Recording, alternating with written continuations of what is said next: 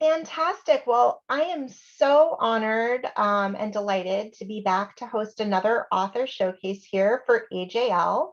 I wanted to flag for folks a couple of things. One is that this is only one of several wonderful virtual events that AJL has going on. So I hope that everybody is checking the website, checking their email. And if you can't catch something live, I'm sure there's always ways to catch things after the fact.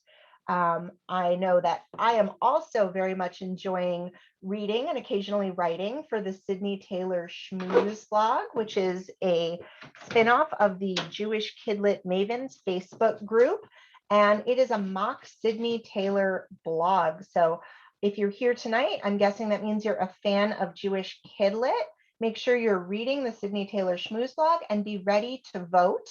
Of course, the real Sydney Taylor committee is not part of that. This is our own thing, but it's really fun. And I hope that folks will check that out and be ready to vote as well. We have a packed schedule tonight.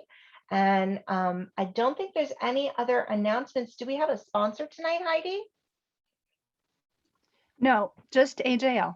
Awesome. Well, hey, it's not like just AJL. It's AJL. Thank you, AJL, for making this possible. And to folks who have worked behind the scenes, Heidi and Ellen, and I'm sure others. Let's get going so that we have time for everybody. Our first author that we're going to hear from tonight is Audrey Addis. Audrey Addis spent most of her life in New England, me too, before following the ancient and time-honored Jewish tradition of moving to South Florida. She holds degrees in theater, social work, and clinical psychology. Her first book, Judah Toro Didn't Want to Be Famous, was released in 2019, about 2 months before COVID. Judah Toro won the first SCBWI PJ Library Book Award and was a National Book Award finalist, National Jewish Book Award finalist. The Rabbi and the Reverend, the book she'll be speaking about today, is her second picture book with Carver Publishing. She currently spends her time in sunny paradise with her husband and their four-legged child, writing and doing community work. Audrey, I'm so pleased to have you here to kick off our event tonight. Please tell us all about the Rabbi and the Reverend. Thank you. I'm so pleased to be able to tell you about my new picture book, The Rabbi and the Reverend, Joachim, Prinz, Martin Luther King Jr. and Their Fight Against Silence. This book, published by Carver and beautifully illustrated by Chiara Fedeli, had a very interesting start. In 2017, I was at the MLK Day ceremony in West Palm Beach. The ceremony is co-sponsored by the Jewish Federation of Palm Beach County and Palm Beach Atlantic University. Among the presenters honoring Dr. King's legacy was the poet Khadidra Ward.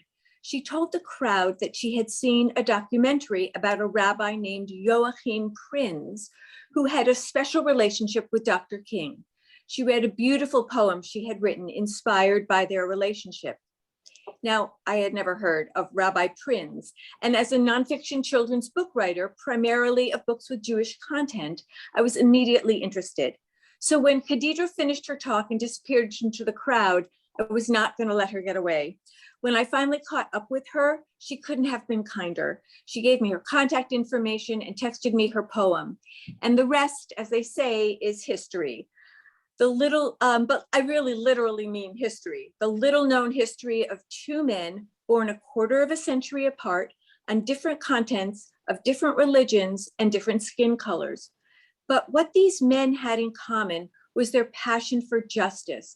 And as important, their belief that the worst crime was not bigotry or prejudice, but the silence of good people. Both Prinz and King had been the victims of profound discrimination. Prinz was a rabbi in Berlin as Hitler came into power. He wrote about how it pained him when his old friends would pass him on the street and not even acknowledge him once the Nazis had made it clear that association with Jews was unacceptable. As his congregants saw their lives shrink from the imposition of restrictions on where they could live, where or if their children could go to school, and what kind of work they could do, his non-Jewish friends never spoke a word of protest or support. King's experience in the American South had many similarities. Black people were told to be patient as the freedoms promised to them after the Civil War never came to pass, and 100+ years later, they were still faced with systemic racism that kept them from achieving the education, jobs, and status of white people.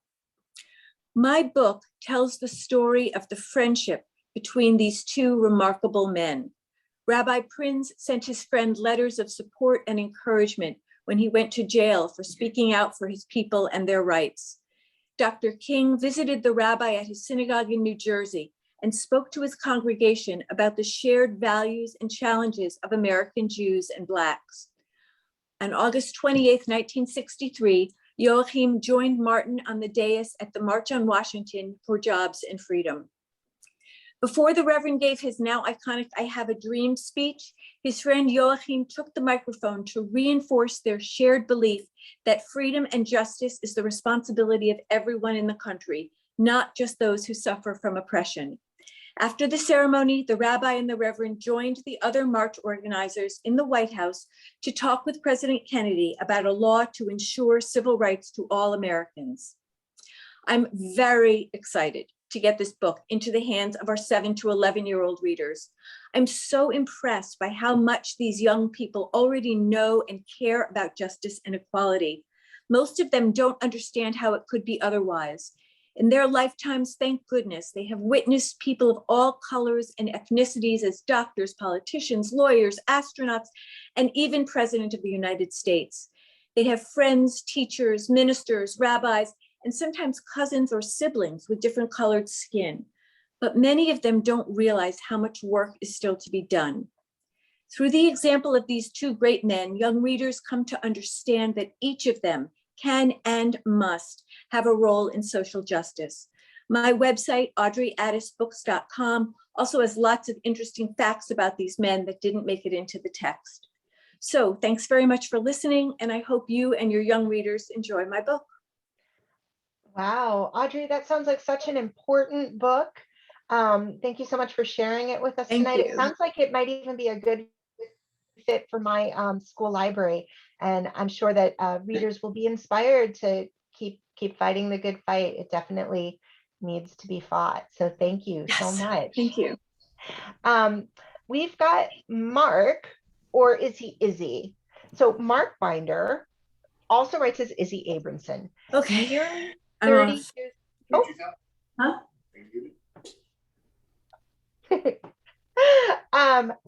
And I promised that I was going to give a next up. So sorry, let me do that. Paula Cohen, you're next up. Mark, my apologies. I'm thrilled you're here. I apologize.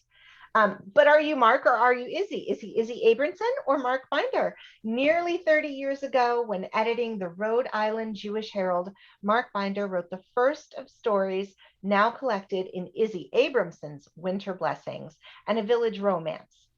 Where traditional tales of Chelm are often perceived as childish or political, Izzy's series of the village life gives us rich characters alongside laughter and heartwarming resolutions. Many of the stories have been published in newspapers and magazines around the world, including the Forward and Hadassah, and the first edition of Winter Blessings was the runner-up for the National Jewish Book Award for Family Literature. Mark has performed in synagogues and churches, schools, libraries, and festivals, and will perform during an upcoming Around the World Zoom tour. Whether he's writing as Izzy or telling as Mark, the goal is always to transmit joy with story to diverse audiences of all ages. Well, are you sharing now as Izzy or are you sharing as Mark? You know, it's really hard because I'm trained as an actor, so I really should have a character of Izzy, but I feel like Izzy is a written persona and not so much the speaker. So I'm going to speak to you as Mark. The stories are by Izzy, and on the edge of the Black Forest, somewhere between Russia and Poland and occasionally Germany, there's a small Jewish village, you might have heard of it, called Chelm. 80 or so houses, more chickens than people. The village is a community of laughter and love. Problems, complaints, arguments, reconciliations, more complaints. As wise Rabbi Kibitz says, of course there are problems. What would life be without problems? Well, it might be nice. This book is not a picture book. I am an author and a storyteller, and most of the stories were originally published in Jewish newspapers, which, as you know, has a wide readership of ages. Young kids read it, elementary school children, adults, teenagers, and seniors. And so my stories are very much multi-generational. They're meant to be read and enjoyed by everyone. You'll hear about Mrs. Highpool's Lethal Latkes. It's one of my favorite stories. I actually put it in 2 books. And these latkes are so bad that Rabbi Kibitz, who later gets married to her, feeds them to the goats. And you'll hear about muddled challah, how Muddle, the baker's apprentice, creates this challah that just goes crazy. One of my favorite stories, though, is the story of the very first Hanukkah present. These stories are not your traditional Helm story. There are jokes, they act foolish from time to time, but they're really stories about people. All of the people in the village get their own little spotlight. And one day, little Shmini Shlemiel runs in. Oh, I should mention this, because I set them in the past, in a fictional place that never really existed, but you would like to visit. But a lot of the issues are contemporary. So Shmini Shlemiel, she runs in one day, she says, "Papa, Papa, Papa, I want a Christmas present." And her father, Jacob, is like, well, I would read it to you, but I'm telling you this story right now, okay? So there's a difference between telling. Anyway, her father says there's no such thing. We don't do Christmas presents. Well, what about a Hanukkah present? No. Jewish people don't do Hanukkah presents. You see, every year for decades, I wrote a new story. And every year, Hanukkah is not a huge festival, so after a while you try to figure out, what am I going to do next? And I wondered, where did the Hanukkah present originate? And it was the Shlemiels in the village of Chelm. There's the story of how Joseph won his bride with a spin of a dreidel. And then, as the book goes on, it gets a little bit more serious. As a writer, I create these stories that have an arc to it. Each story is separate, but if you start at the beginning and you go to the end, there's a novella at the end that ties everything together. And in one of the last stories, Rabbi Johann Abrams, who's the younger rabbi, is talking to Reb Cantor, the merchant, and Reb Cantor's complaining, all these people are buying Hanukkah presents. I feel guilty about making this much money. There's a story, and one more story that I'll mention before I sign off. One of my favorite stories was actually written for the very youngest. It's called The Hanukkah Duck, and it's a story that's perfect for reading aloud to really young kids as well. So this is a book that I think everyone will enjoy, and I hope you buy it, read it, and come and see me on tour. izzyabe.com/tour. The tickets are free, first night, 7th night, and 8th night of Hanukkah. All right, thank you so much. Well, I so enjoyed hearing about that. And even though this is a kid-lit event, it sounds like these stories are ones that many people, no matter their age, will enjoy. That's wonderful. They're multi-generational. Multi-generational stories, fantastic. Thank you for bringing film stories a new life. Great to have you here tonight. In a moment, we'll be hearing from Paula Cohen. I did want to give Anne a heads up that you are going to follow Paula. Paula Cohen grew up in a family that cherished Jewish culture and spent much time together talking about their love of food, books, and dogs. Some of that is reflected in her debut picture book, Big Dreams, Small Fish, which will be published by Levine Corrido in March 2022. A graduate of Parsons School of Design, Paula worked as an editorial illustrator for many years. Recently, she began writing and illustrating children's stories, and she is very happy that she did.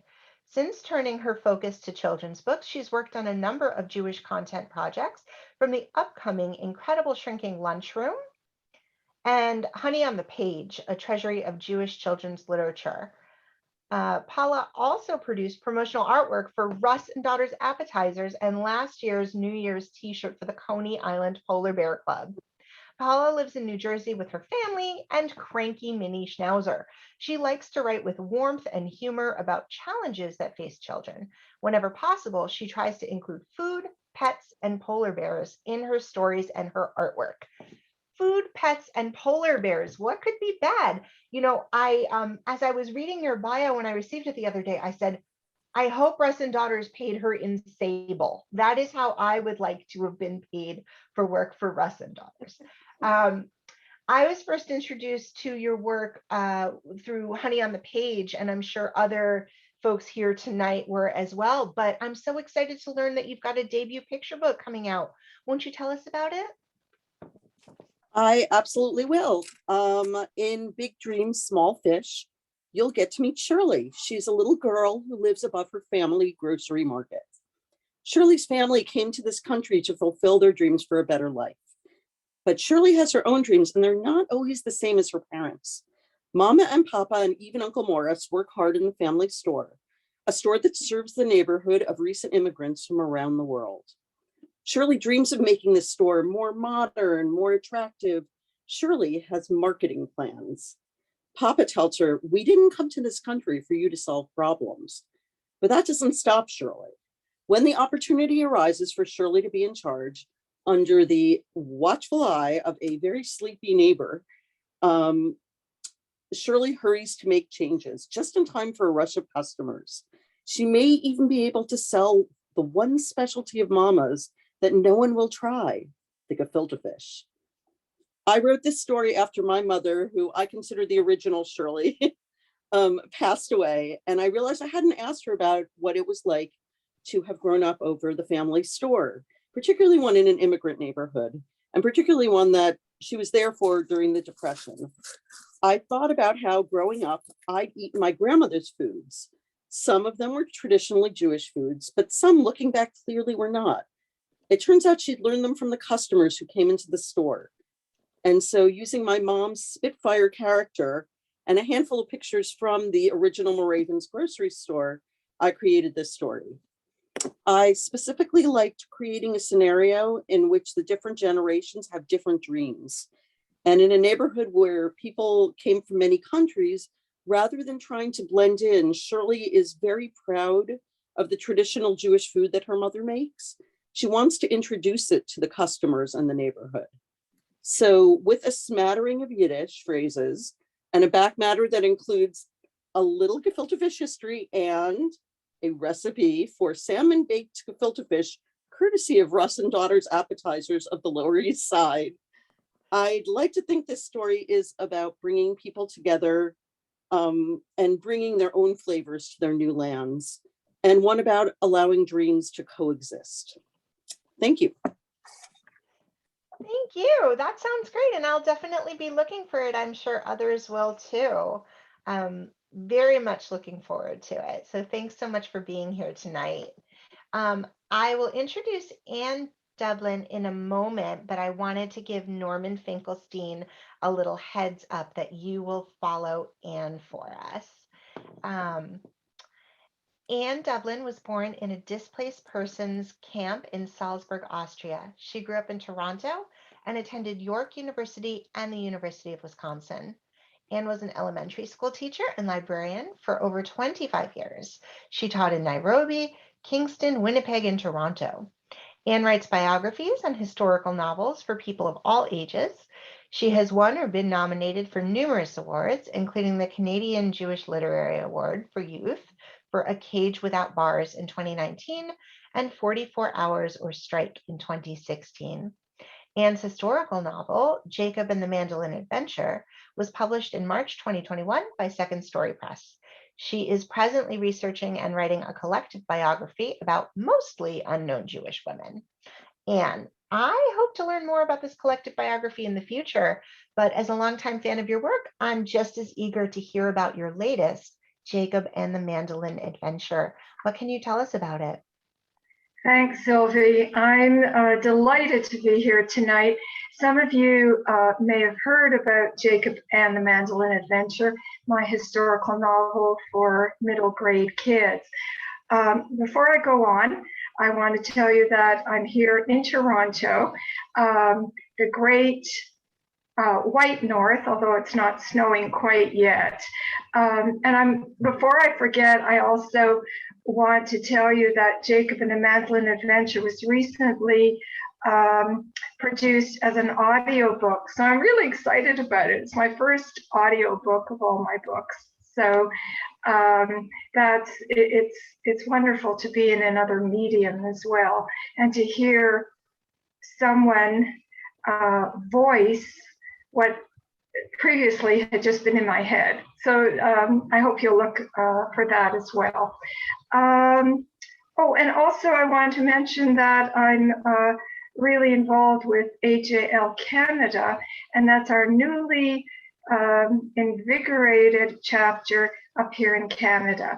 And we pride ourselves for having members from sea to sea to sea.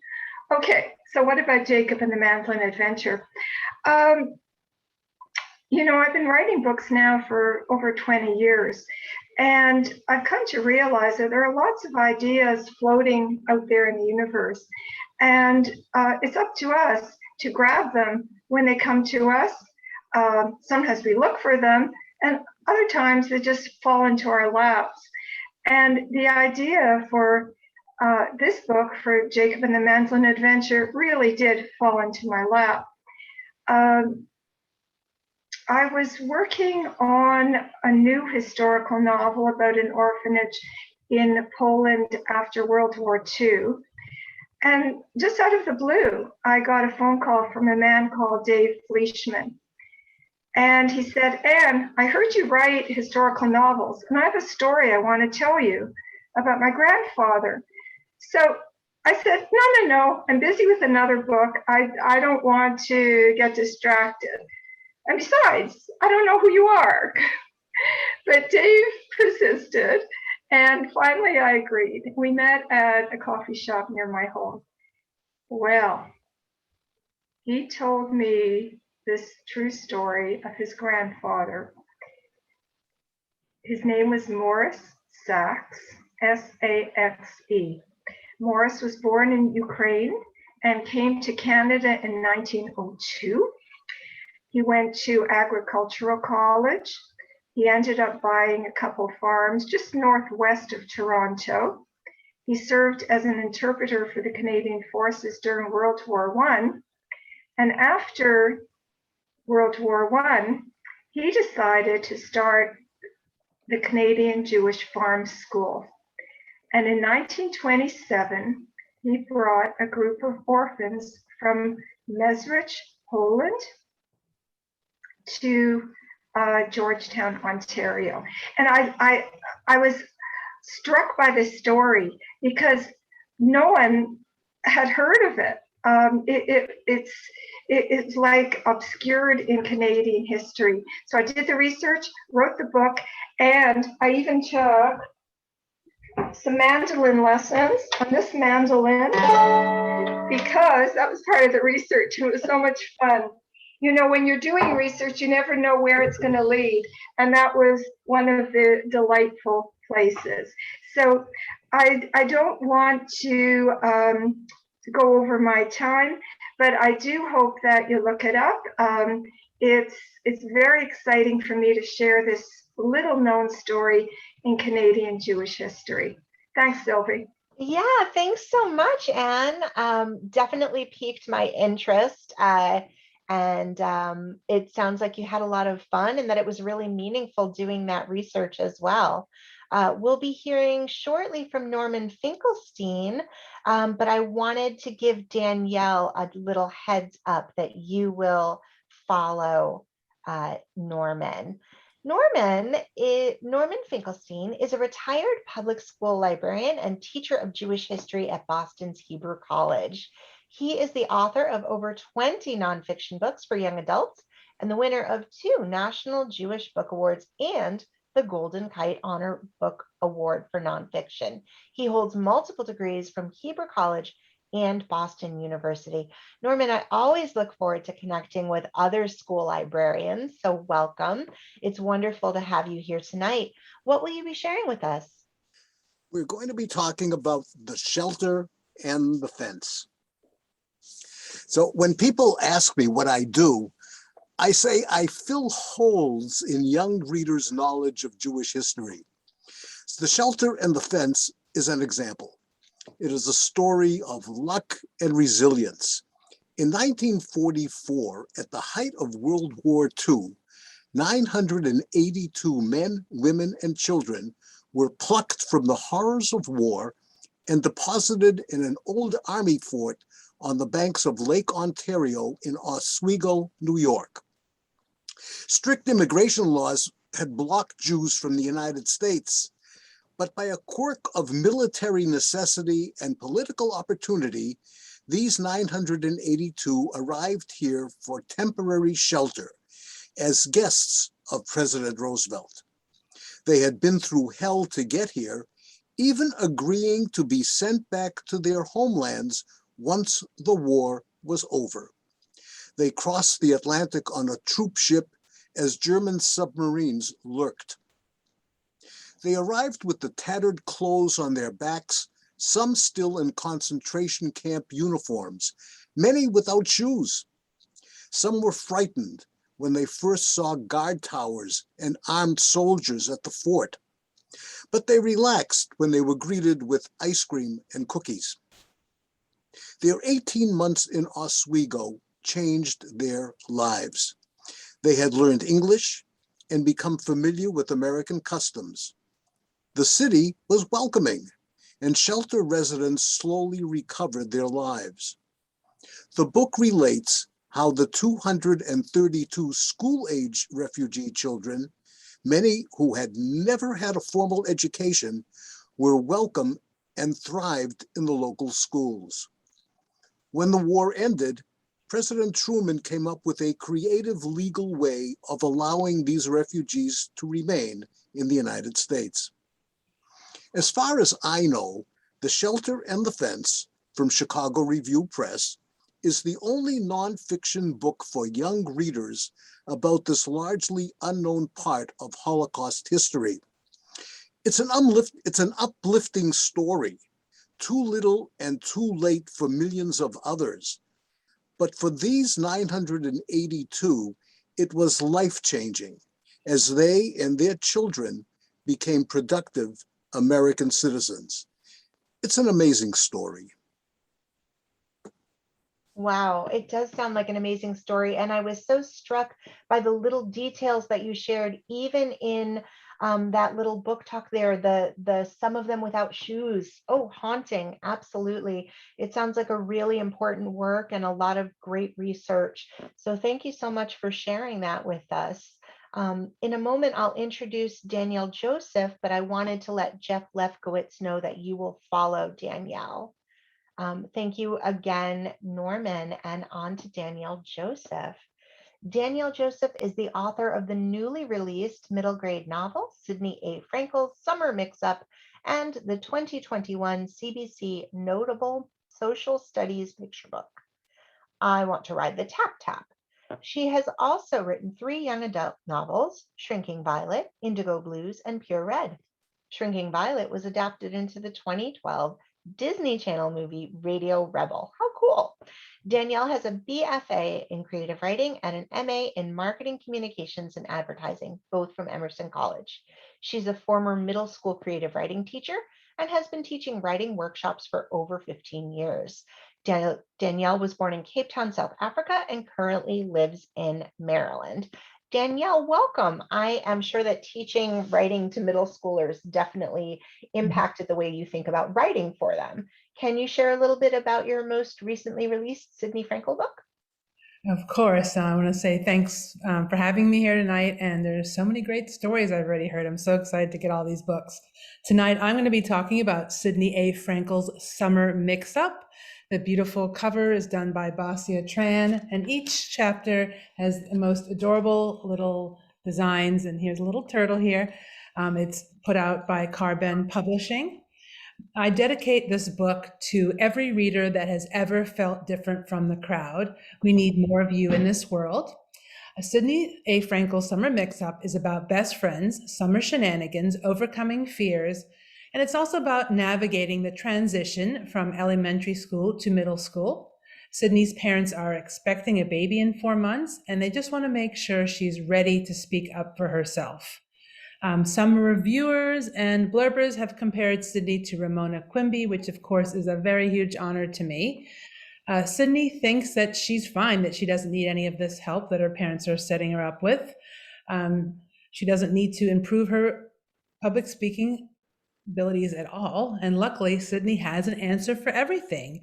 Sidney figures that she'll just tell people she has permanent laryngitis. And if that doesn't work, when her cheeks turn all red, she'll tell them it's a magical blush that comes and goes. A new invention. Haven't you seen the infomercial? Sidney would much rather spend her summer chilling out with her bestie, Maggie, but she is forced to take a summer class, and she can take any class but the one she wants, which is reading. She loves to read. And Maggie is forced to take reading to improve her skills, but really wants to take a dance class. So what do the girls do? They devise a switcheroo plan where they pose each other and they switch classes, and that's where the hijinks begin. Recently, I was asked what I love about my book, and I love that I was able to pull the idea from a story from one small conversation that I had with my son when he was in 5th grade. He came up to me and told me he did not want to be part of the spelling bee, and he's a really good speller. So I said, why? And he said, because I'm afraid I'm going to win. And I said, well, what's wrong with that? And he said, then I would have to stand on that huge stage in front of all those people I don't know and spell things. And I understood where he was coming from because I was also shy growing up. And that got the snowball rolling for this story. The story takes place in Miami, where I lived for over 21 years. And like mentioned, I moved to Maryland a couple of years ago, but it was really nice to get back into Miami and writing it. Well, I was writing it actually when I was just about leaving Miami. Most importantly, I want readers to know that this story is about self-esteem, about learning how to deal with the curveballs that life throws our way. It's also about overcoming our fears. And it's a friendship story, new and old. It's about sticking by those that you love and respect and honoring those that might be a little different than you. And I'm excited to discuss this book with young readers because it's important that they see themselves in stories. With so many different personalities in Sidney's summer class, my hope is that every reader can relate to somebody in the class. This book is perfect for kids ages 8 to 12, or really anyone who's young at heart. I personally love doing virtual and in-person visits, and connecting with students is really one of my favorite things about being an author. And if you want to check out more about Sidney A. Frankel and some of my other stories, you can visit my website at daniellejoseph.com. Thank you so much. You bet. It sounds so charming, and I love that you shared that little spot illustration with us. Please feel free to put your website right in the chat so folks can take a look for themselves. Thank you so much for sharing with us. In a moment, I'll be introducing Jeff Lefkowitz, but I wanted to give just a little heads up to Bonnie that you will follow. Jeff Lefkowitz, we're excited to have you tonight. Jeff is the author of Window to Yesterday series of Jewish historical fiction. He earned a history degree, Pi Beta Kappa, and taught writing to law students. After practicing law for 30 years, he created and teaches an innovative extracurricular Jewish history course for high school students in Houston, Texas, where he lives with his wife, Beth. His first book, Window to Yesterday, The Swordsman, is used in middle schools and has been praised as the new go-to resource for teachers of Jewish history. Well, that's pretty cool, Jeff. What else can you tell us about it? Thank you, Sylvie. Imagine that buried deep inside your brain were eyewitness memories of our ancient Jewish past. Through a sci-fi twist, a 12-year-old Jewish boy accesses from within his mind what his ancestors saw and did when they were young. Thus begins the Window to Yesterday series. My goal is for young readers to relate to and feel an emotional attachment to fictional characters their own age set during transformative events in Jewish history. The young readers can then better connect to the real people represented by those characters and to the obstacles they faced. The second book of the series, The Torchbearer, is a romantic adventure novel set in worlds rarely explored in Jewish fiction, Israel and the German lands on the eve of the First Crusade. At the book's end, the modern young protagonist struggles with a COVID-related ethical issue whose answer harkens back to the First Crusade. To the young reader, I ask, are you descended from heroes or from cowards?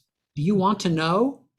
I'll introduce you to a boy from 1,000 years ago. His name is David. We meet him in the year 1091 when he's 12 years old. He lives in what many Jews still called Israel, near the Galilee Lake. You should be able to see or imagine him sitting here next to me. He's of average height, thin, curly brown hair, and he wears a turban on his head, as do just about all Jewish men in Muslim lands. And 1,000 years ago, most Jews lived under Muslim rule and spoke Arabic. David is blessed with an incredible mind, and everyone says he should be a Torah scholar, but he questions what he's been taught and he seeks adventure. And David is tired of suffering humiliation as a Jewish dhimmi in Muslim-controlled Israel. So he leaves home, encounters pirates. The Mediterranean Sea was then full of them, and he meets a brilliant young Jewish girl from the German lands. They struggle with questions of right and wrong, learn of Rashi, then living in France, of women's rights, and they try to make a life in Germany as the First Crusade comes crashing down on them. I wrote this carefully researched novel, which includes detailed historical notes at the end, with significant input from teenagers, girls and boys. It's full of teenage humor, romance, insecurity, and Judaism. The education dean at American Jewish University has praised the book for ages 12 and up as a fabulous addition to the Jewish educational landscape. The books are available through Torah Aura and Amazon, and teachers' guides are available upon request. Thank you very much. All right, thank you. And Jeff, if you have a website or if you want to put some of that information into the chat for folks, that would be welcome. And we're just so happy you could share this with us here tonight. Thanks so much. In a moment, I will be introducing Bonnie, and I wanted to give a heads up that Yona, you will follow Bonnie. Bonnie Lindauer is a retired academic librarian who has always loved reading picture books. Starting as a reference librarian at SUNY at Brockport, she coordinated instructional services and reference at Bowling Green State University, served as reference department head at St. Mary's College of California, and finished her career teaching research and evaluation skills and designing online research workshops at City College of San Francisco. After retiring from full-time library work, she began her writing journey. Along the way, she studied at the Institute for Children's Literature and began tutoring second and third graders who were reading below grade level. One of her earliest publications in the magazine Guardian Angel Kids was inspired by getting to know one of the second graders she tutored for a year. Other important way stations along the journey have been participating in 12 by 12 Picture Book Challenge, Picture Book Summit, and numerous webinars and conferences sponsored by the SCBWI. Hannah G. Solomon, Dared to Make a Difference is her debut picture book. Congrats, Bonnie, on the release of your debut. We're so excited for you and can't wait to hear more about it. What would you like to share tonight? Thank you very much. I'm very honored to be here, and I want to thank all the folks behind the scenes who make this possible. So Hannah G. Solomon, Dared to Make a Difference. Well, who has ever heard of Hannah G. Solomon? I must admit that I hadn't until I became more active in the San Francisco section of the National Council of Jewish Women, known as NCJW. You'll soon realize what this means for my book. So why did I select this relatively unknown woman to write a picture book about? Two reasons motivated me. I was very fortunate to find available her own autobiography, which she wrote when she was 85. And in reading it several times, I was just blown away, really, by how she, like her much more famous friends, Jane Addams and Susan B. Anthony, she was way ahead of her times. The second reason relates to my wanting the current, much younger generation to be inspired by someone like her and like her to dare to make a difference. Just a few words about my research and the challenge of finding just the right structure to tell Hannah's story. Of course, all you librarians know how much we love to do research and how hard it is to turn off the faucet of doing research. So overloaded with information, my biggest challenge was how to organize it. I benefited so much from your collections, whether you're school librarians, public librarians, whatever. Because I must have read at least 20 different picture book biographies. And in so doing, I chose an arrangement that begins with a life-changing event for Hannah, which was her role in the 1893 Chicago World's Fair. While the book begins with her important role at the World's Fair, I wanted to illustrate how her early life influenced her to care about the Jewish immigrants in Chicago. So through the text and illustrations, which I will hold up one in a second, the illustrator is Sophia Moore, and she just did a marvelous job. Anyway, through the text and illustrations, I was able to show how her immigrant parents provided a model as she grew up watching them helping others. Her father was a volunteer fireman and helped find jobs for new immigrants, and her mother made clothes for the poor. But maybe the biggest impression on Hannah was the Chicago World's Fair, or the Chicago fire, the Great Chicago Fire of 1871. Hannah was 13 when she watched her parents fill their house and yard with people who'd lost their homes. Hannah said in her autobiography, "I'll never forget the pain I saw in the faces of the people who had lost everything." Her autobiography provided several opportunities for me to illustrate her gumption and wit. For example, even though she was nervous about the responsibility of organizing an international conference for Jewish women at the World's Fair, she dismissed the easier option of teaming with the men's group who were organizing a similar event because, as Hannah put it, "After I met with them, I realized the only part of the program they wished us to fill were the chairs." There are several themes this picture book could be used for in supplementing a 1st to 3rd grade curriculum, a couple of which I've developed classroom activities for on my website, and it's bonnielindauer.com. I'll put that in the chat. For example, the historical events like the Great Chicago Fire and the 1893 Chicago World's Fair, which is where the Ferris wheel first was introduced. In addition, there are the ongoing issues of voting rights and immigration. There are also ethical values, such as compassion and kindness for the poor and needy. But perhaps a main theme I hope will make an impression on young readers is the idea of daring to try and never giving up, as there's power in people organizing and working together to make a positive difference in their communities. Thank you so much. Sure thing, Bonnie. And you're so right. There is so much power in that. And I'm sure that readers of this book will feel that and feel inspired to go out and do some work of their own and dare to make a difference themselves. So thanks for being here with us. In a moment, I'll introduce Yona Zeldis McDonough, and I wanted to give Karen Pokrass a little heads up before I do. Yona Zeldis McDonough is the award-winning author of more than 35 books for children and 8 novels for adults. Her fiction, essays, and articles have appeared in many national literary publications, and she's the fiction editor of Lilith Magazine, a feminist Jewish quarterly. She lives in Brooklyn, New York. Yona, I understand you'll be talking about the woodcutter's daughter tonight. What can you share with us? That's true.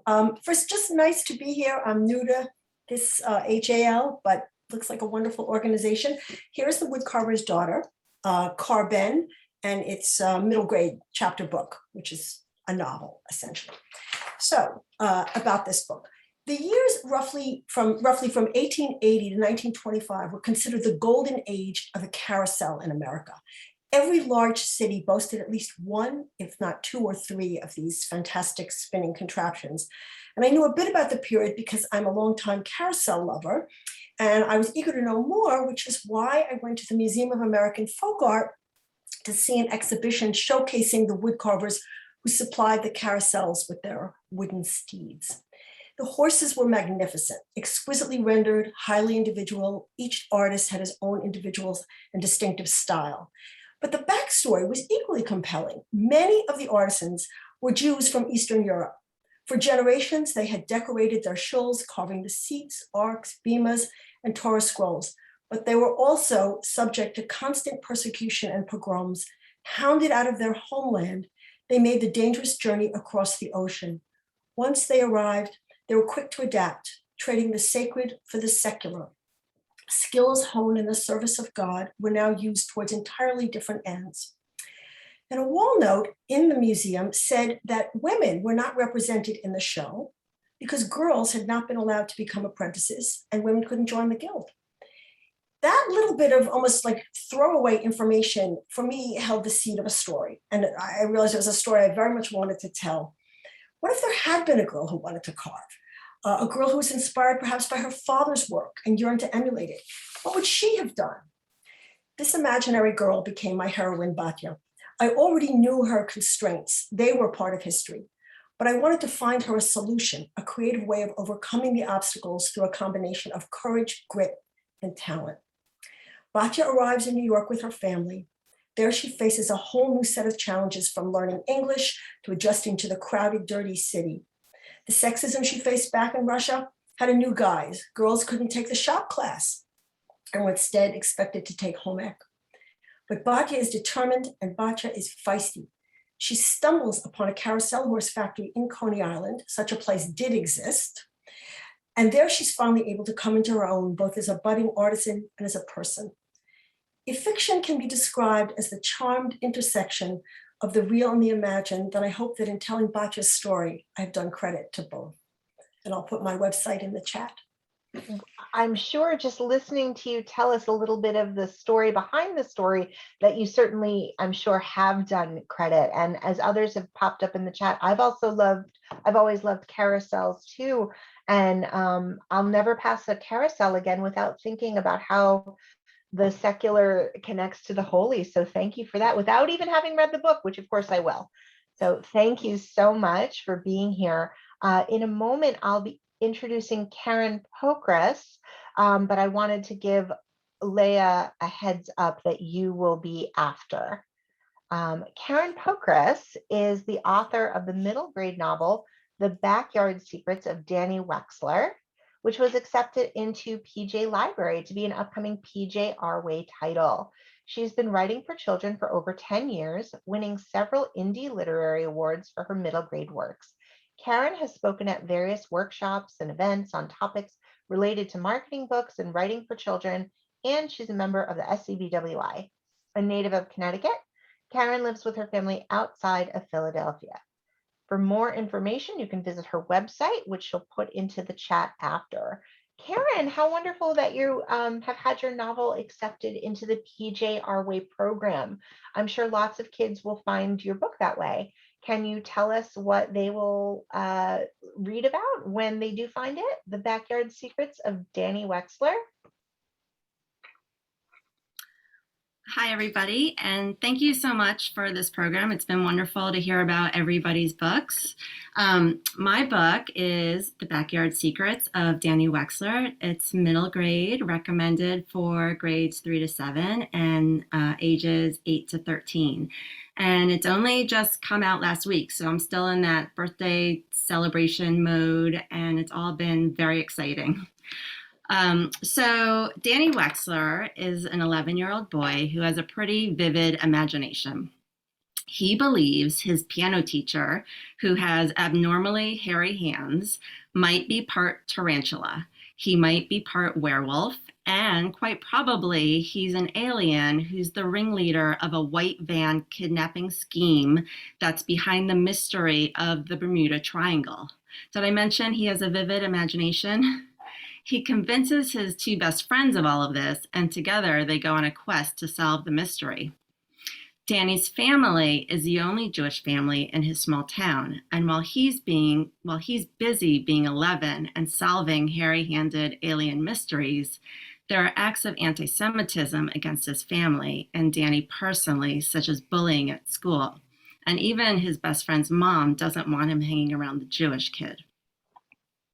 This book takes place in 1978, and a question I've been getting asked a lot is, why have it take place in the past when anti-Semitism is so prevalent in the present? And the simple answer is that I really wanted to write about kids who weren't weighed down by technology.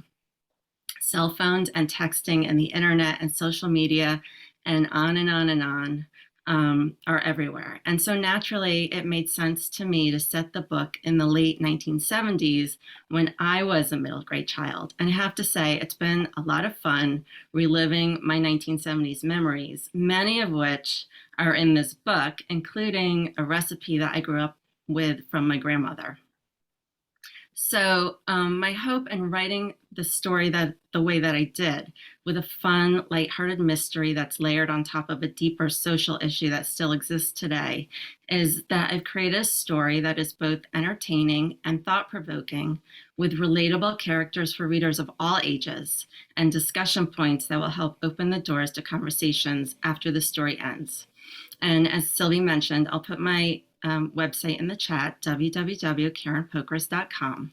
So thank you so much, and I hope that you enjoyed Danny's story. I'm sure that readers will absolutely enjoy it. It sounds like you've done a really intentional job of balancing some heavier things with some absurd humor, and it sounds so delightful, truly, and I'm looking forward to checking it out. Maybe I'll have to encourage my son, who will be 9 in the spring, to select it for a PJ Artway book. Perfect. Thank you so much for being here tonight. Thank you. In a moment, I'm going to introduce Leia Shire, but after that, I wanted to give Geely a heads up that you will follow. Hailing from Baltimore, Maryland, Leia Shire works as a novelist, a pediatrician, and a mother of 5. I am exhausted just reading that. Leia's parents were immigrants to the US. She credits them for her Renaissance education. Leia and her sisters took violin lessons and were encouraged to read and write stories from an early age. Despite an intensive art education and her early love of writing, she was told repeatedly that being an author doesn't pay. And so she chose medicine as a career because she loved working with people and enjoyed science. She'd put writing on the back burner until she finished residency and found that she finally had time to pursue her hobby. Her first novel, Secret Letters, published in 2012, earned rave reviews, and her fourth novel, The Last Words We Said, was released in August 2021. It tells the story of 4 modern Orthodox Jewish teens and what happens when one of them disappears and they all blame themselves. Kirkus Reviews called the novel a compassionate and insightful exploration of the mysteries of imagination and the deeply personal nature of belief. So we all know that Kirkus doesn't even like books. So those are really glowing words coming from Kirkus. I'm personally thrilled for any Orthodox representation in young adult. Tell us more. Thank you Please. so much for having me on this evening. Can you hear me? Yeah. Okay, great. So as Sylvie mentioned, The Last Words We Said is my 4th YA novel, and I'm so excited to share this book with you because it's my most Jewish book yet, with, as you can see, a teenage boy wearing a kippah on the cover. This kind of loud and proud Jewish representation is something I've rarely seen before in traditionally published young adult literature, and I'm so thrilled that Simon & Schuster's illustrator chose this scene so that both Jewish and non-Jewish teens can appreciate the diversity of faith and observance among Jews in America. In the media, there are many depictions of ultra-Orthodox Jews, and the stories often have a negative slant. Because of the extreme portrayal of that community in shows and in movies, the message teens receive is that religion is stifling and the only way to find happiness is to abandon your Judaism. The characters in my book belong to a modern Orthodox community, a group that is totally overlooked in young adult literature and in adult literature as well. My narrator, Ellie, loves her Judaism, but also loves the secular world around her. She enjoys the same books and movies that we all do. She and her friends Deanie, Ray, and Danny grapple with issues of faith throughout the book as Ellie and Danny begin to fall in love, and then later when Danny disappears. The story begins 9 months after Danny's disappearance. His close friends, Deanie and Ray, are trying to cope with the loss of their friend. Deanie is deepening her observance, and Ray is rejecting all religion while still clinging to her family and friends. Meanwhile, Ellie, Danny's girlfriend, is convinced that Danny is coming back, and it is up to her to keep everyone's faith alive. She still sees Danny everywhere, speaks to him as she always has. Her loving parents are distraught by her insistence to keep everything the same in anticipation of Danny's imminent return. Even a bad haircut can't be changed, according to Ellie. Meanwhile, Ellie's therapist does her best to try to wean Ellie from her dependence on her phantom boyfriend. But Ellie refuses to let go, choosing instead to write and to collect stories about Danny's life and so keep him alive. What no one knows is that Ellie, as well as her friends, are each carrying a guilty secret about the night Danny disappeared, and that none of them can move forward until they can finally be honest with each other. Even though the novel is about loss and grief, the stories Ellie tells about her love are funny and light, so I hope that my readers can both cry and laugh along with my characters. It's so wonderful to hear from Jewish adults about how excited they were to finally see themselves on a cover, and how they wished that this book could have been around when they were teens. I hope that all teens, both Jewish and non-Jewish, religious and non-religious, can see themselves in this story about guilt, faith, grief, and forgiveness. I also want to mention that I love connecting with students in high schools through Zoom to discuss anything from my books to writing and the road to publication. So feel free to send me a message through my webpage or through my Gmail, which I will put down in the link in the chat below. Thank you. Wow. So I have to say it was already on my TBR, my to be read list, but that just like bumped it up several spots. So thank you so much. It sounds fantastic. In a moment, I'll be introducing Gili Seagal, and I wanted to give Ruth Spiro a heads up. So Gili grew up in Florida, graduated from Hebrew University of Jerusalem, and then went to law school at Emory University. She is currently the chief legal officer for a group of advertising agencies. She's the co-author of the New York Times best-selling NAACP Image Award nominated novel, I'm Not Dying With You Tonight, and her most recent release, Why We Fly, a heartfelt story of 2 teen girls, one Black, one white and Jewish, whose friendship is tested by an act of rebellion against systemic racism. Gili, that sounds amazing and a really important and timely book. What can you tell us about it? Yes, thank you for having me. This is really great. And also my ordering finger is getting a workout because I have ordered everybody's book so far. So I think my wallet is not so excited about tonight. Thank you for having me. I am Gili. I'm here to talk about my latest co-authored young adult novel called Why We Fly. My co-author is Kimberly Jones. You might know her from her viral video from last summer, How Can We Win, which was shared by everyone from like Trevor Noah to Madonna. So our latest release is Why We Fly. It's about 2 best friends, one of whom is Black and one of whom is white and Jewish. And at the start of their senior year, they are flying high. They are on their cheerleading squad and they have a chance to go to the nationals, and their friendship is solid. But the year doesn't exactly go as planned for them. Lenny, the Jewish and white character, starts a rocky relationship with the quarterback, and she's elected as captain of the cheerleading squad instead of Nellie. And the stress and pressure of college admissions leads Nellie to some unhealthy coping mechanisms. And then one Friday night, the cheerleading squad takes a knee during the national anthem, and their stand against injustice propels them into the national spotlight. Their community's reaction is not exactly the universal support that they had expected. And the novel explores whether their activism will bring them closer together or tear their friendship apart. The book is actually inspired by a real life event. There was a squad of college cheerleaders at Kennesaw State University outside Atlanta who, taking their inspiration from Colin Kaepernick, took a knee during the national anthem and were thrown off the field, stripped of their scholarships, and ultimately ended up in litigation with the university. We like to call this book our ode to athlete activists, and our research actually dove into 100 years of especially joint activism between the Black communities and the Jewish communities, which is why I was so excited by Audrey's picture book about Joachim Prinz. We explored the role that the Jewish clergy played in the civil rights era, farther back to attempts by the Black and Jewish communities to ally in advance of the Berlin Olympics in 1936, which were sort of unsuccessful, unfortunately. Lenny's Jewish identity is an integral part of her character. She belongs to a Reform synagogue, and when she's struggling with the community reaction to her activism, she turns to her rabbi and her synagogue's social justice committee for guidance. There's even a scene set in the synagogue library. Lenny's experience is actually inspired by the activism that I participate in at my own synagogue here in Atlanta, and she's also really inspired by my desire to put on the page a character whose Jewish community plays a powerful and important role in her life, even if it's not directly centered on her religious practice. So the book has gotten good reviews from NPR and the New York Journal of Books, a starred review from School Library Connections. Even Kirkus didn't hate it. And it's a perfect read for middle grade and high school ages, and especially for things like multi-generational book clubs. So I hope you'll check out Why We Fly. It sounds great. And congrats on the accolades it's already received. And I'm sure it will continue to rack them up. So thank you so much for being here tonight.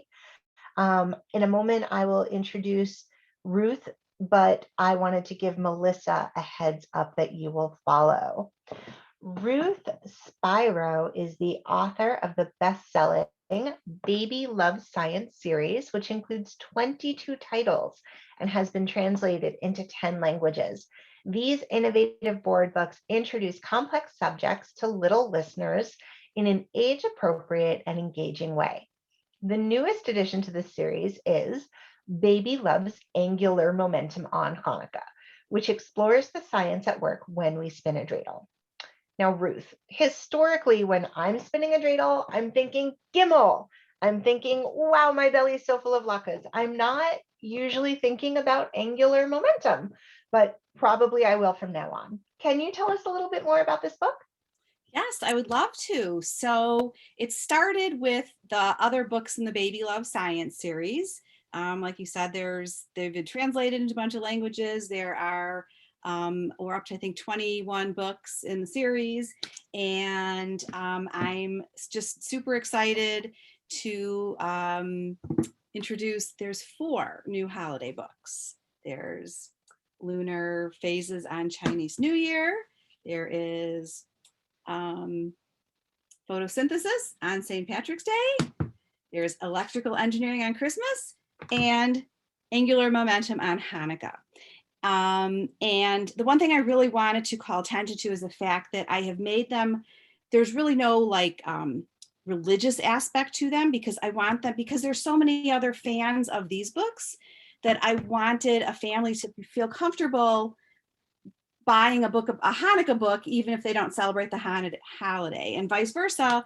I wanted to write a Christmas book that I would have felt comfortable having in my house, to just basically explain to my Jewish children what Christmas is about, with no mention of Santa or Jesus or anything like that.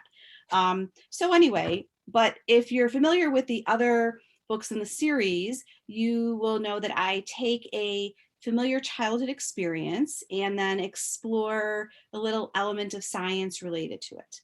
So naturally, when it came to Hanukkah, I wanted to write a book that takes a fresh spin on the holiday. I see what you did there.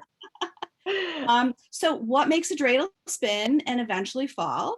That concept is called angular momentum. And I'm sure you're curious. And since, these are very short books, I don't have a ton to say. I will give you a little sneak peek. I'm going to just read a couple of spreads for you so you can see how it looks. The spinning dreidel hits tiny molecules in the air. That creates friction. The point of the dreidel rubs against the table. That creates friction too. Friction slows the dreidel down. As the dreidel spins slower, it loses angular momentum. Gravity makes it tilt and wobble. And gravity pulls the dreidel down. Clunk. Yes, and then we can take a look at the dreidel and figure out which action we're supposed to take here. So that's just a little sneak peek of that. And I just think it's fun. I think it's a great little gift for Hanukkah because everyone has the same book. So it's something new and a little bit different, especially for fans of the previous Baby Love Science books. And then I'd also really just like to briefly mention my 2 picture books, which are made by Maxine and Maxine in the Greatest Garden Ever, which just came out this year.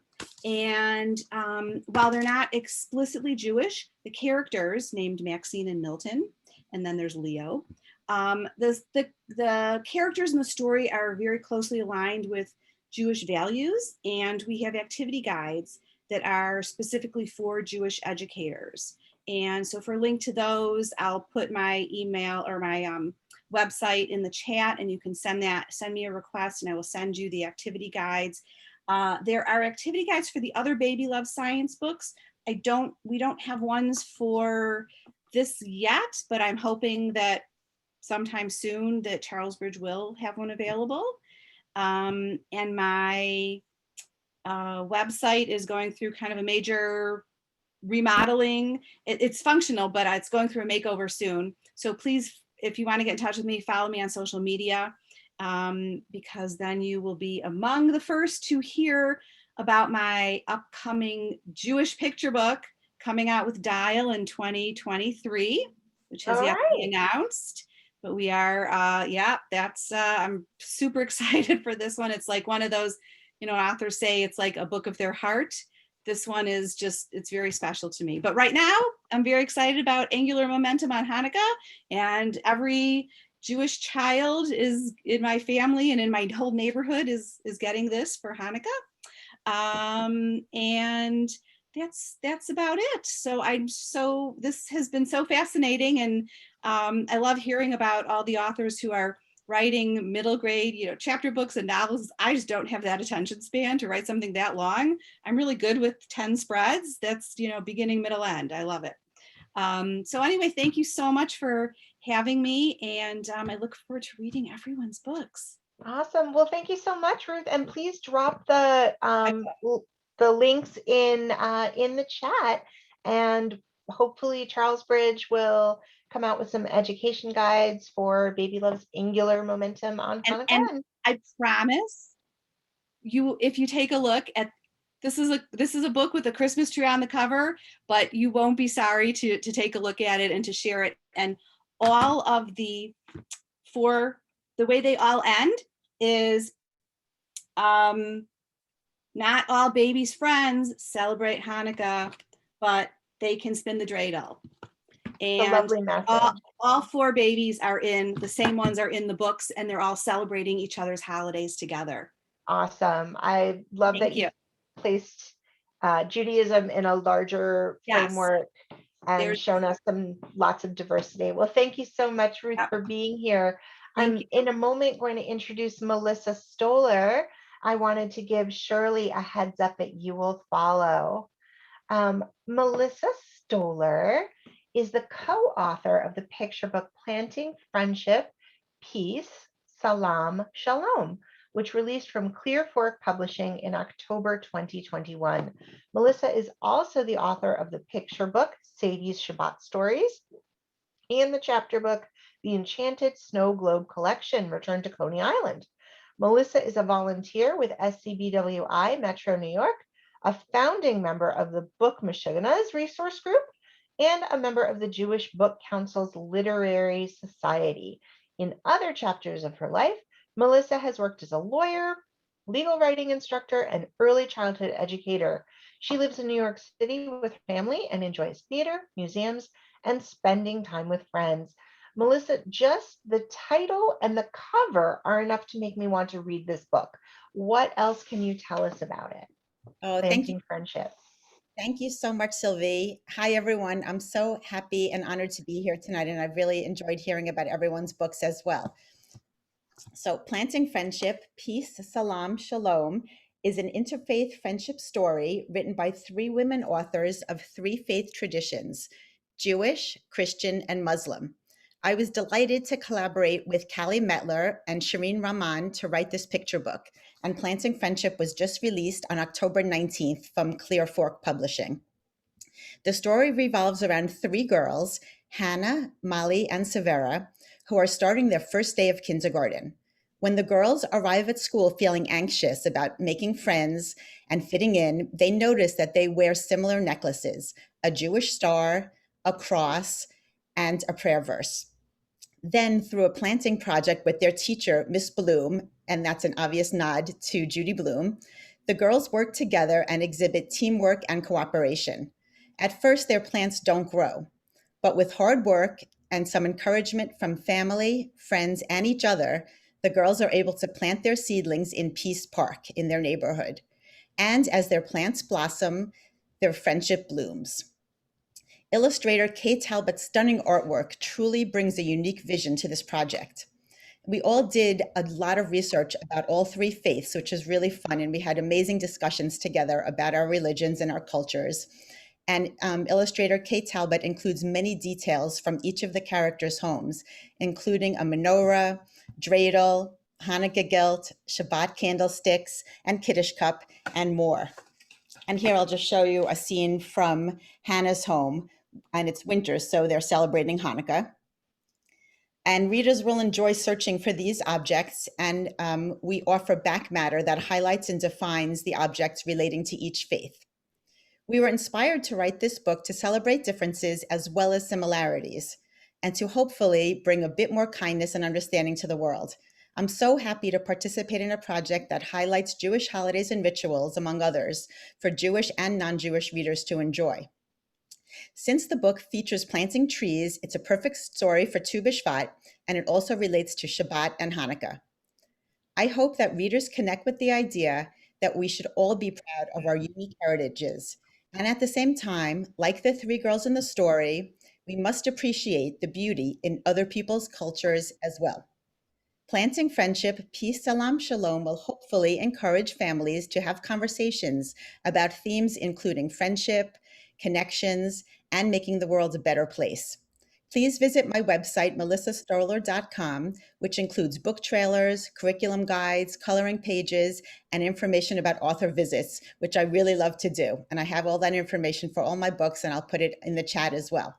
Thank you so much to the AJL and to everyone here tonight. Peace, salam, shalom. Thank you. Thank you so much. I so enjoyed hearing about that.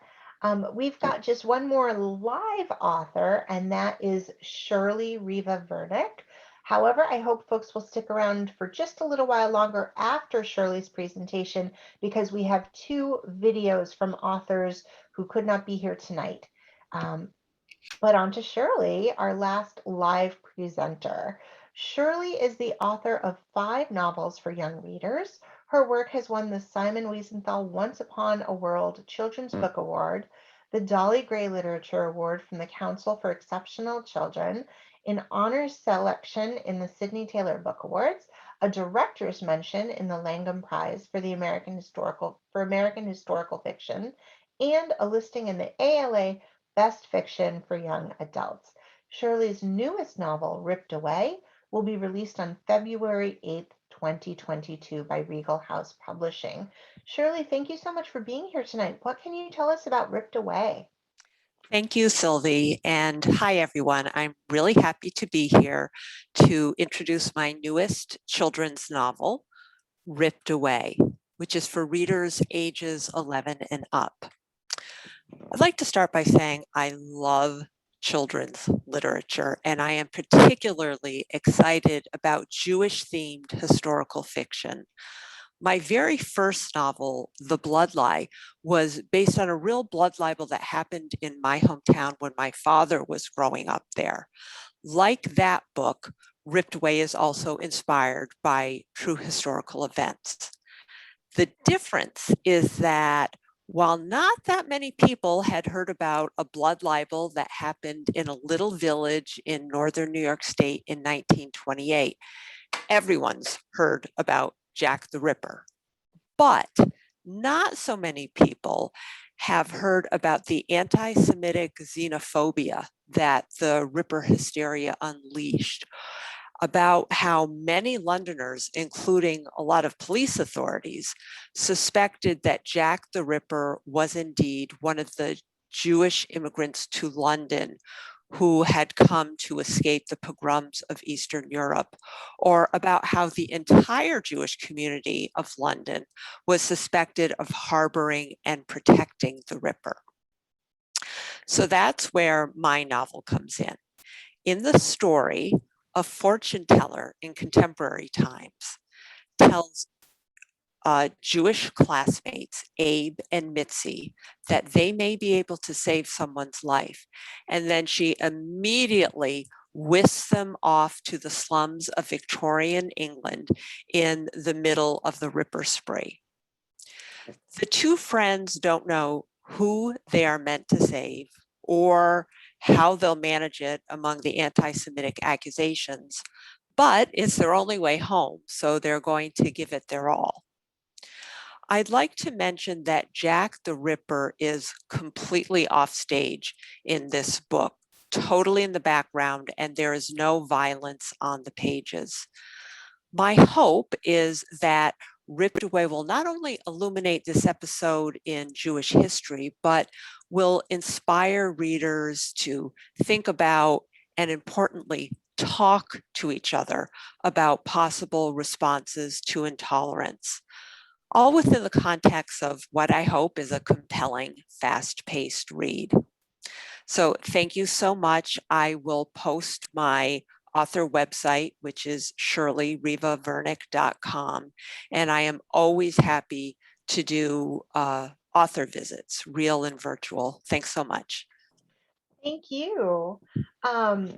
That sounds really fascinating and a little bit creepy, but also age appropriate. I'm glad that you told us that the Jack the Ripper stuff is off page, so that's good. But fascinating, definitely.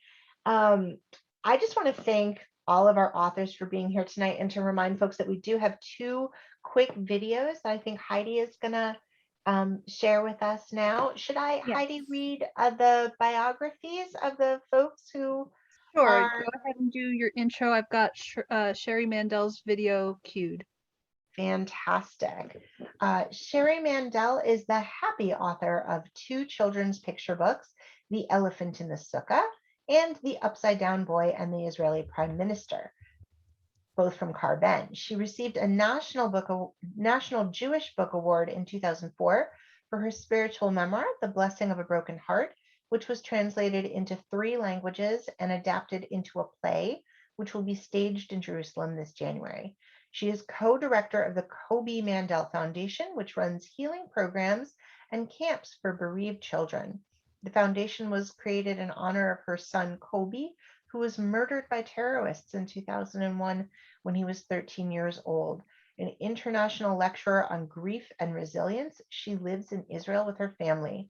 Her latest book for adults is Reaching for Comfort, What I Saw, What I Learned, and How I Blew It Training as a Pastoral Counselor. Thank you, Heidi, if you want to cue that video. Okay. Can you see? We can You see. see the video? Yep. Okay, here we go. Hi, I'm Sherry Mandel, and I'm here to tell you about the Upside Down Boy and the Israeli Prime Minister. Have you ever felt a little different than other people, that you do things that other people don't do? Well, this is a book about a boy who loves to be upside down. He loves to do tumble salts and he loves to do cartwheels, and he eats dinner for breakfast and he has cereal for dinner. And when there's a snowstorm in Jerusalem, He builds the snowman so he's upside down. One day, this boy, Daniel, his class is invited to the prime minister's office. And Daniel is so excited. When he brings his permission slip to his parents say, Daniel, please behave tomorrow. Daniel, please behave tomorrow. Don't do anything upside down.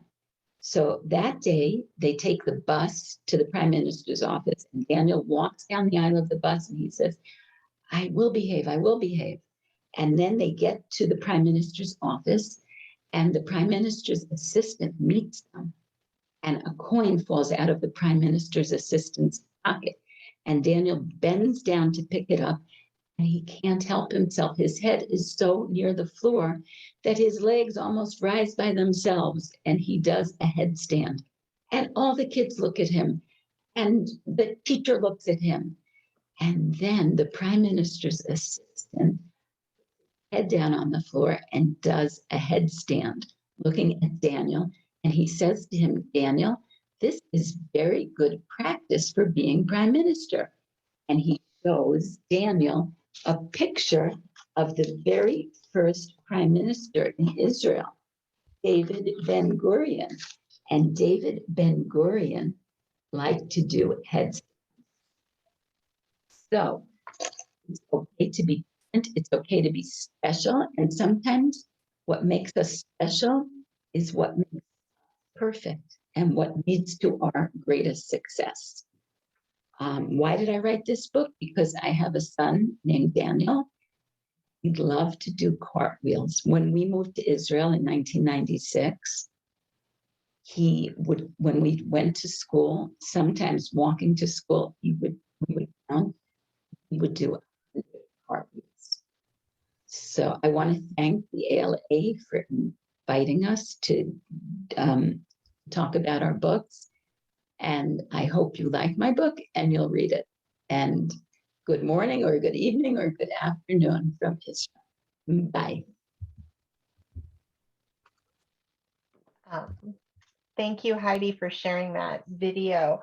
Side note, I am an upside down person too. So I never really knew that maybe that's the key to my success, is that I try to do a handstand or a headstand every day. So I'll definitely be thinking of that book when I do my morning headstands tomorrow. Our last video that we're going to see tonight is from Jeff Goddessfield. Jeff writes for Page, Stage, and Screen.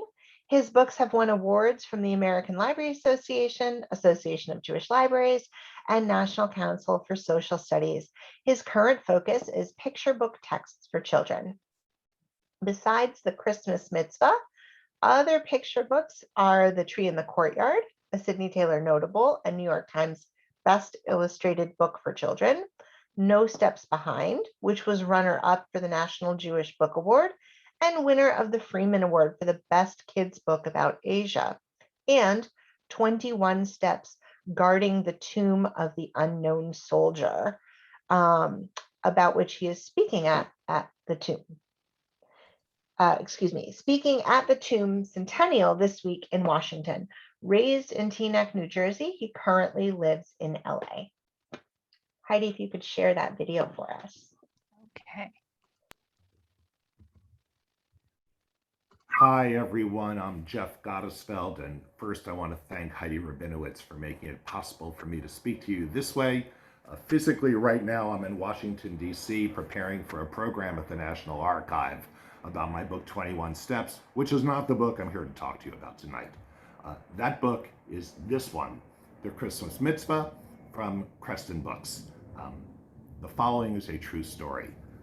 In Milwaukee, Wisconsin, in the late 1960s, lived a Jewish man, ordinary, door-to-door pots and pans salesman named Al Rosen. Al was fiercely Jewish.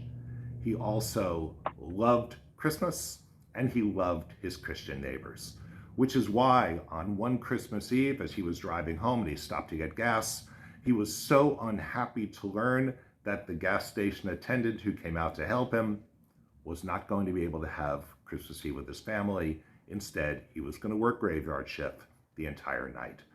Al was so upset about this that when he went home, he called a radio station, and the radio station put him on the air. And this is what he said: "I'm Al Rosen. I'm Jewish. And if you are Christian and need to work tonight, instead of having Christmas Eve with your family, I will do your job for nothing." The switchboard at the radio station lit up. And that night, Al Rosen tended bar at a working class tavern in West Milwaukee, despite the fact that he didn't drink a drop himself.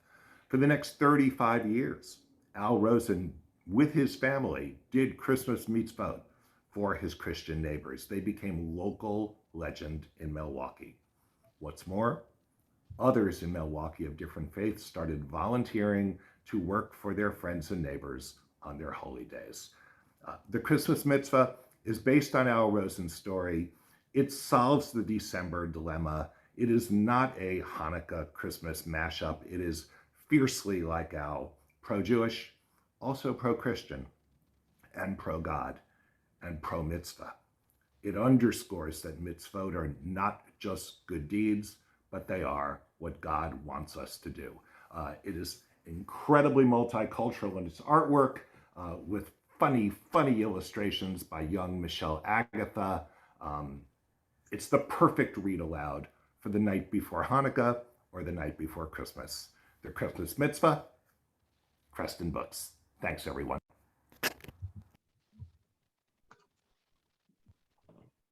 Awesome. Well, what a fantastic program. I'm thrilled for all your books and everyone who was able to join us, or everyone who's catching the replay after the fact. I hope everyone buys all these books, gifts all these books, reads all these books. I definitely had a great time, and I hope that you did too. Thank you so much, AJL. Thank you, Heidi. Thank you, Ellen. And thank you, everyone, for being here. Thank you, Sylvie. And I did want to mention that Jeff Goddessfield and the Christmas Mitzvah are going to be appearing along with author Lee Wind, who wrote Red and Green and Blue and White, on my podcast in the December episode. I interviewed them jointly because I thought that their books had a great synergy. So do tune into bookoflifepodcast.com in December for that. So I'm going to compile a list of all of these books, and I will be sending it to everybody who is registered. Also, the list will be posted along with the video when we post this recording for everyone to be able to access afterwards. Sounds great. Thanks so much. All right. Thank you all for coming. It was wonderful.